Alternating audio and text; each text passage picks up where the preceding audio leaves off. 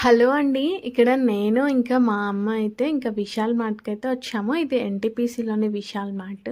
అయితే ఈ విశాల్ మార్ట్ చూసినప్పుడల్లా నాకు ఏమనిపిస్తుందంటే, మా పాల్వంచలో కానీ, కొత్తగూడెంలో కానీ ఒక డీమార్టో, విశాల్ మార్టో అయితే పడితే బావుండు అనిపిస్తుంది. మా అమ్మ అయితే ఇక్కడ నేను ఫోటో తీస్తున్నా అని సైలెంట్‌గా కదలకుండా నిల్చుంది. కానీ అక్కడ నేను వీడియో తీశాను.